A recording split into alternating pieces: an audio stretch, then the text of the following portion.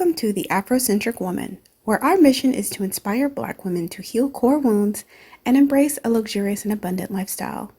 Thank you for joining me. Let's talk, sis. Hello, lovelies. I'm doing this video today to talk about more early devaluation.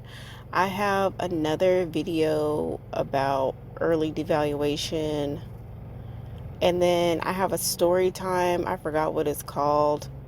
I know I did a story time about another early devaluation. I'll link that in the bio. And then I recorded another video about early devaluation like several months ago, and I just forgot to upload it. So I'm going to upload that video, and then I'm going to share this particular early devaluation story. So today I had a date with a Indian man, and he's like almost 50, but he could be older than that. I don't know. Like, sometimes guys lie about their age. Never married, no children, according to him. And so I meet him for lunch. He picked the restaurant. It was nice. So I thought, okay, great. He picked a nice restaurant in a nice area. So I thought that was getting off to a pretty good start. So in the conversation, pretty early on, we got seated. We were seated near the bar, and so the bartender was our actual waiter as well. And so he came over and brought out sort of like a starter carb and water, and then he left. He didn't take our drink orders or appetizers or anything. And then it was a while before he came back to take our orders. And so we were both like, what, where is this guy? Because we were actually doing lunch. And so he had several meetings after our lunch. And I have things that I need to do as well. So we're like, where's our server? And so he asked me, he said, so I guess you must have ran him off. And I said, no, I mostly just attract. I don't repel. And he said, oh, I think he said something like, why do you say that? Or why are you attractive? I think that's why he said that. He said, no, he said, what do you attract? And I said, well, I attract everything. Everything's attracted to the light. And he was like, oh, well, who knows, what it is or why. But, and then he started using these really obscure scientific terms like photo, whatever, protons and neutrons. It was just very bizarre. Like, is it light or is it a mirage? Because you think it's light, but it's really not light. And then it just scientific thing. And then he was just doing the most to just discount what I said. When I feel like a guy that I'm going to be attracted to, if he makes an off-color joke like, oh, you ran off the weight, you ran off the server, and I femininely respond like, oh no, babes, I attract, I don't repel, they're going to be like, oh, babes, you're right, you're beautiful, you're very attractive, and we're going to move on. We're going to move on to a different topic. But this guy just couldn't let it go. He just couldn't let it be that I'm attracted. He just couldn't allow me to be on the pedestal. He just couldn't. He just had to knock me down a peg, down, like, no, girl, you're not attractive, like, don't expect anything, you're not beautiful, like, no, and I think that we've just gotten to this point, and I tend to avoid anybody who says that they have like dark, sarcastic humor, because I really feel like this so-called dark, sarcastic humor is really just a cover-up of just being rude and abusive. And they can just cover it up and like, oh, ha, ha, ha, it was just a joke. And it's like, no, it's not a joke if it's at my expense. Why is it that I can sit down with you, I can have a conversation with you, and I don't have to demean or devalue you? I don't have to do that. I don't have to say any number of negative things about you. I don't have to point out your acne. I don't have to point out your hairline. I don't have to point out your weight. I don't have to point out anything. I could just exist and enjoy the moment. And my existence doesn't include devaluing you or humiliating you or demeaning you or insulting you or calling you names or denying you your reality. Why can't you exist without doing the same? Oh yeah, that's right, you're abusive. So, I kind of just knew, all right, I don't know about this guy. My radars were definitely going off after the comment about the waiter. And just a little side note, I know it seems really small, and I know it seems really petty, like really, Afrocentric woman, really, you're making a big deal because he said you're repelled, you ran away, the waiter. And well, yes, I do make a big deal about it, because I can tell you that in my experience dating, my experience dealing with men who are abusive start off very early. And what we tend to do is make excuses for their bad behavior. We make excuses for their devaluations and their subtle low blows and jokes at your expense, and we try to make sense of it. Oh, boys will be boys. Oh, he was just kidding. We make any number of excuses, and I've just gotten to the point in life where I don't do that. I have not seen it fare well for me or for other women. When men try to immediately knock you off the pedestal, and they just want you to be just grateful and humble and accepting of anything right away. So he's not going to really try to strive to preserve your well-being. He's trying to get you subjugated in a way, and he almost like they want you to participate and agree with. Like, he kept wanting me to agree with him that I was repulsive. Well, you sent him away. Like, they want you to be in agreement with what the devaluation, like they want to somehow rationalize it, and I won't. Oh, let me give you another quick little example of this. And let me give you an example of a man getting it together, right? Versus this guy who just kept doubling down on his abuse. So 2 days ago, I went on a date with another gentleman, and that was our second date.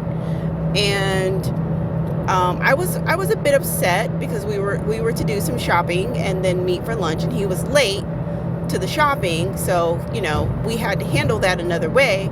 But nonetheless, once we finally made it to the restaurant for lunch, eventually I had a glass of wine. I calmed down a little bit because I was irritated that he was so late. But anyway, we got to talking, and I relaxed a bit, and he says, you're my angel. And women are so delicate, and he just, giving me these fables and tales. My grandfather told me this about women, and yada, yada, yada. Women are delicate. You got to treat them this and that. And I'm like, okay, no lies detected. Go on, sir. Go on, sir. I'm fine with what you're saying. And so he says to me that women are like devils, and the devil that you know is better than the angel that you don't know. Quote, that's what he told me. And I said, well, I'm not a devil. He's like, well, no, I know you're not a devil. I'm just saying that women are like devils, and it's better that you know the devil that you know versus the angel that you don't know. Just keep what you have and keep her happy. And that's how I see myself with you. I just want to keep you happy because, we're building this great connection. And I'm like, listen, I understand the sentiment of what you're saying, but I cannot stand in agreement with you that I'm a devil. I am your angel that you know, and of course I'm better than the angel that you do not know. It's just in a very feminine way I'm not going to be in agreement with anything negative about me, period.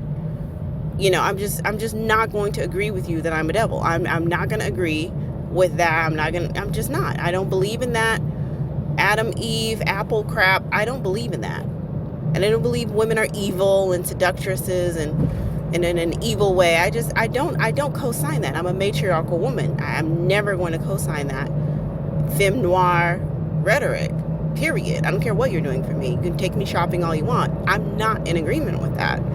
And so he was like, you know what? You're right. You're my angel. You're so beautiful. And guess what? We had the rest of our lunch was wonderful because he was calmly and kindly corrected, and he eventually acquiesced to the positiveness that I was bringing to the table, and we were able to move on happily ever after and have a good rest of our date. Now this other guy, let's go back to him, the one from today. So that devaluation with saying I'm repulsive, and then somehow or another we got into a conversation about body work. I have no idea how this happened. And I say to him, it will be really interesting 40 or 50 years from now to see how the body work holds up. And just because you want, a really full bottom and hips, when you're 20 or 30, are you really going to want all that extra weight and substances in your body at 70, 80 years old, even 60 years old? Are you really going to want that? And what might be the process of getting it removed? Or will it dissolve? Will it cause health problems? I was just asking these questions because it's a legit question that I have. I really do wonder how this is going to fare out. And I don't think that we have that much experience with body work because we mostly just had the breast implants. So we have a long history of that, but we don't really have a long history of seeing how people fare with the body work. And he asked me, he says, well, have you had any body work done? And I say, no, I haven't. This is all me. This is all good genetics. And he said, oh, so it's genetics. It's not really you, but what is it about you? And I was like, what? I was like, my genetics are intrinsically me. What do you mean, what about me? My genes are me. And he just was like, oh. And he had to stand down. Not that he was in agreement with yes, you are beautiful. You have a great build. He never complimented me at all. He never said, you look beautiful. I like your outfit, which most guys do. Oh, I like your outfit. You look really pretty today. Oh my God, you look even more beautiful in person. That's the type of treatment that I'm used to. This guy didn't compliment me at all. And then he didn't stand in agreement that yes, that's why you're shaped the way you're shaped with your small waist and your full bottom, because that's genes. Not that I had butt implants or anything like that. So there was that. And then finally, I kind of test out guys to see if they're safe. So we were talking about different things that needed to be done. I don't remember what. In any case, I say to him, I really admire people who are able to sit down and do really difficult tasks, very tedious tasks, because that's definitely something that I struggle with. I'm more of an improvisational type of a person. I, do things on the fly, but of course that doesn't always fly. It doesn't always work for me, to do that. And he just said something like, well, it's about becoming a better person, and if you really want it, then you'll do it, and those kinds of things. And I was just kind of like, well, people are who they're going to be, and it's fine. And some people may have a heart attack at the idea of getting up in front of 100 people and giving a presentation, which I can do, but can sit down and do something like taxes with no problem. And I admire that. And I also just, this is just, by this point in time, this is just kind of who I am. Not saying that I can't evolve in that area, but it's just a part of me, and I have more of an acceptance about it. And so it's just kind of revealing a bit of vulnerability, just something very light, just to see how they respond. And his response was just kind of gaslighting and minimizing and just not showing any type of empathy, or just even curious to learn about me. Oh, that's interesting about you. Or just be curious about it. Well, how do you cope with it? Or, what do you feel like you're going. He just had this sort of authoritarian, like, disdain for this particular mindset type, the type that's more creative and less focused, which is kind of like how my mind is. He just had this real disdain for it, like, that's trash and you need to do everything that you need to do to stop that. And it was just a test and he failed. So I will not be going out with this guy again, because if I can't share something so minor and simple with you, how can I share something that would be way more vulnerable? Like, are you going to gaslight me? Are you going to deny me my reality? Are you going to diminish me? Are you going to demean me if I try to open up to you?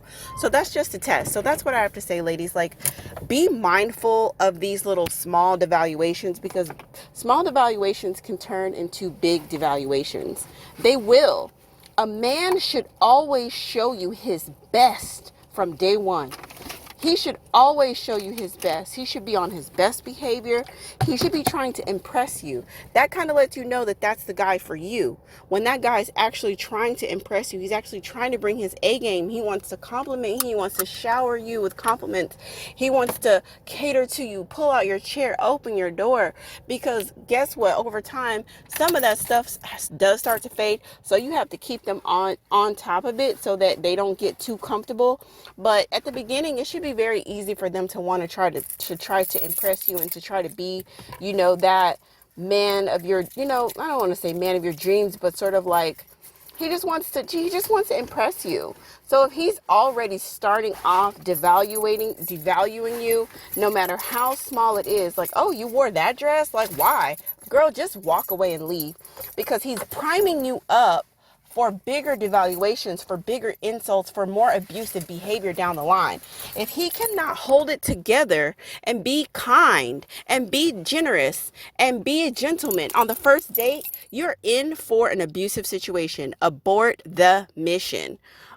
So that's what I wanted to share with you. And then I also wanted to share with you, don't go meeting these guys and just pour out your heart. Oh, I was abused as a child. My daddy left me. My this happened. My that happened. And you don't know that you could be talking to an abusive person who's going to gaslight you, who's going to tell you your experience doesn't matter, that's going to tell you your experience didn't happen. You don't know that. So you need to make sure, share something very small first and see if they can show compassion, empathy, listening, curiosity to learn about you, and not to quickly demonize or devalue or diminish or make you feel that you're wrong for feeling your feelings, that some feelings are better than others, and devaluing others. So just keep that all in mind. I just wanted to share that real quick. Thank you so much for listening, and please drop down in the comments to let me know your thoughts. Peace. Thank you so much for sharing your time and attention with the AfroCentric woman. Special gratitude to our subscribers. If you'd like to stay connected with this channel and you haven't subscribed yet, please do so by hitting the subscribe button and the notification bell. If you like this content, please hit the like button. If you have any comments or thoughts about the content shared, please drop down into the comment section and let us know. Remember, you are worthy, you are enough, you are unique, and you are lovable. And I appreciate you.